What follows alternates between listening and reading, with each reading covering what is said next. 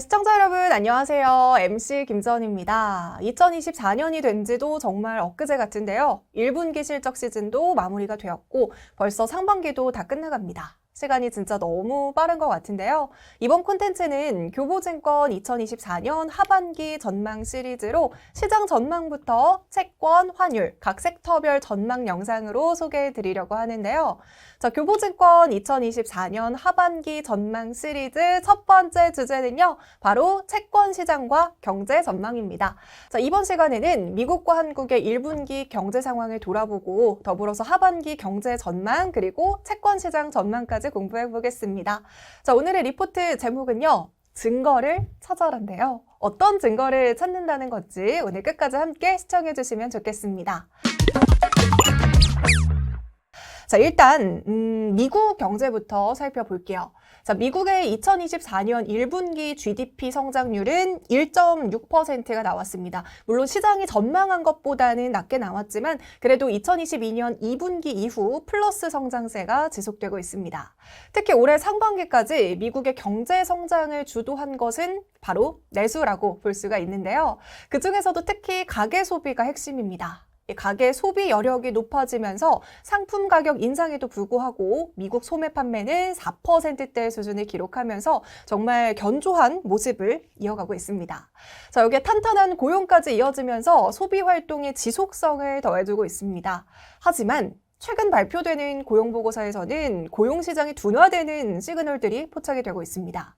미국의 4월 비농업 일자리는요, 17만 5천 건 늘어난 데 그치면서 이 전망치였던 24만 명을 크게 허회했고요. 고용을 뒷받침했던 서비스성 업황이 이번 4월에 50 밑으로 떨어지면서 둔화되고 있다는 점 역시 고용시장 둔화에 힘을 더해주는 요인으로 작용을 하고 있습니다. 자, 이런 추세로 볼 때 하반기로 갈수록 뜨거웠던 고용시장은 정상화가 되어가고 이 과정은 가계 소비를 제한할 것으로 전망됩니다. 자, 그럼 이렇게 소비가 제한되면 인플레이션 과연 잡히게 될까요? 사실 작년에 올해 경제를 전망했을 때 연준이 빠르면 막 3월에도 금리를 인하할 수 있다 이런 전망들이 있었잖아요. 하지만 인플레가 생각만큼 잡히지 않으면서 계속 금리 인하 기대감이 뒤로 밀리고 있습니다. 앞서 말씀드린 것처럼 미국의 가계가 고물가의 높은 적응력을 보였다는 점, 그리고 주택, 모기지의 고정금리 노출도가 높았다라는 점이 디스인플레이션 속도 둔화의 이유였습니다.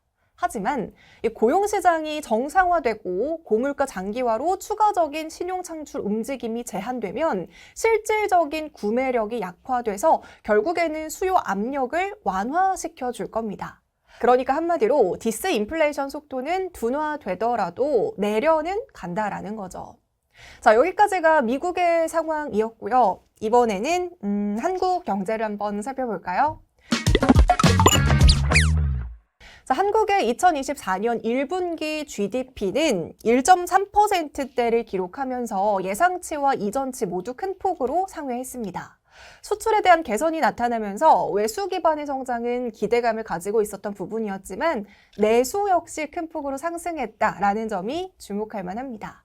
자, 이번 1분기 내수 확대에는 물론 기저효과를 좀 감안을 해야 됐고요. 지연됐던 공사들이 진행된 부분, 해외여행이 증가한 것들, 이런 것들이 좀 복합적으로 작용했습니다. 다만 현재 부동산 PF 리스크, 원자재 가격 상승, 고용 둔화 등을 고려할 때 내수 확대 지속 가능성은요, 아쉽게도 제한적이라는 판단입니다. 지금 국내 경제는 하반기 글로벌 수요 그리고 제조업 모멘텀 회복에 따른 성장세는 기대해 볼 수가 있어요. 하지만 내수 둔화가 이를 부분 상쇄하면서 저성장 국면을 보일 것으로 예상이 되고 있습니다. 내수 둔화. 참 한국의 경제가 진퇴양난에 빠졌다라는 생각이 좀 드는 것 같은데요. 현재 한국의 경제 상황은요. 지출 여력이 빠르게 좀 회복세를 보이기에는 좀 어려운 상황이라고 볼 수 있습니다. 소매 판매는 등락을 계속 반복하고 있고요. 소비자 심리 같은 경우에는 최근 개선을 보이고는 있지만 이 상승폭이 좀 제한적입니다. 아무래도 고금리 부담에 따라서 신용 증가율이 마이너스를 지속하면서 신용 창출에 어려움을 보이고 있는 상황이죠. 여기에 가계부채는 빠른 속도로 상승하고 연체율은요, 이미 지금 팬데믹 기간을 크게 상회하고 있습니다. 자, 그럼 지금 물가 상황은 어떨까요?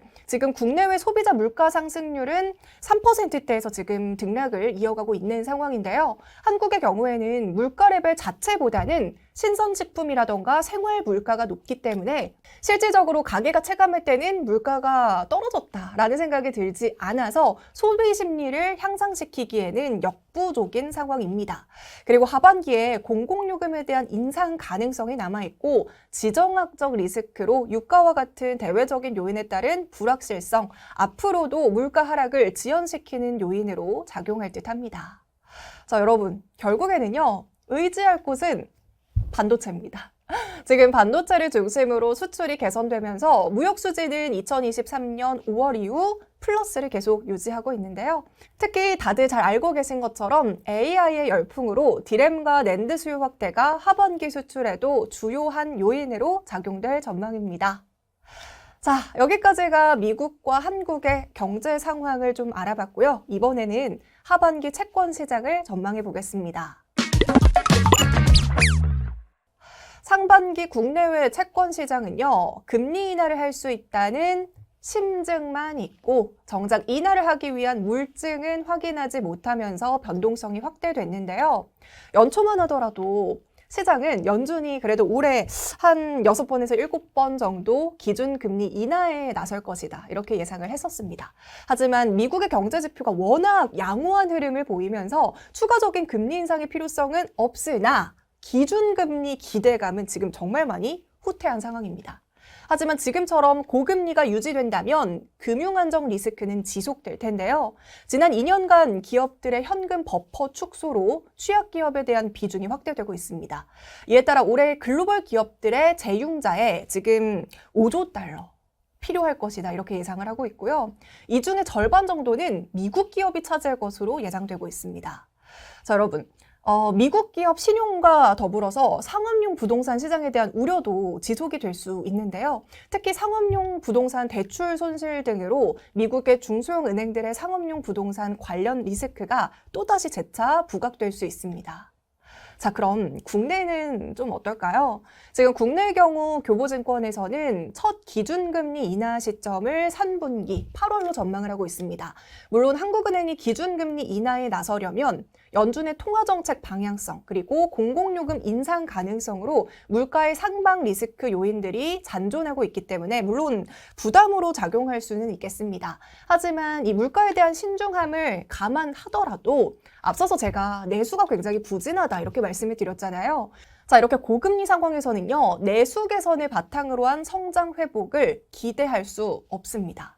더불어서 높은 금리 수준이 장기간 지속되면서 한계 기업 그리고 취약 가구의 채무 상환 능력이 저하될 가능성이 있고요. 여기에 PF 연체율이 빠르게 상승하고 있다라는 리스크까지 더해지고 있죠. 최근 연준과는 별개로 금리 인하를 위한 증거를 일부 확인한 주요국들의 중앙은행들은 통화정책에 대한 차별화를 예고했다라는 점에서 한국은행도 결정의 시간이 다가오고 있다라고 생각을 합니다. 자, 지금 한국의 4월 소비자 물가 상승률은요, 전년 동기 대비 2.9%를 기록했고요. 근원물가 같은 경우에는 전년 동기 대비 2.3%로 전월 대비 소폭 하락했습니다. 자, 국내 소비자 물가는 한은의 전망 경로에 부합한 수준을 이어가고 있는 상황이고요. 물론 여전히 변동성 요인들이 남아는 있지만 점진적으로 2%대 목표 수준에 수렴할 것으로 예상됩니다. 따라서 앞서도 말씀드렸듯 교보증권에서는 한국은행의 첫 기준금리 인하 시점 전망을 올해 3분기 8월로 예상을 하고 있고요. 투자 전략 측면에서는 연내 국내외 통화정책 전환이 진행될 것으로 예상이 되는 만큼 점진적으로 채권 비중을 확대해야 된다라는 의견 역시 이전과 변함이 없다는 점 말씀드립니다. 자, 이렇게 오늘은요, 1분기 미국과 한국의 경제 상황과 더불어서 하반기 경제와 채권 시장 전망에 대해서 알아봤습니다. 여러분, 오늘 영상도 좀 도움이 되셨나요? 앞으로도 쭉 다양한 산업 하반기 전략 말씀드릴 테니까요. 오늘 영상도 도움이 되셨다면 구독, 좋아요 버튼 꾹 눌러주시고 그럼 저희는 다음 시간에 만나요. 안녕!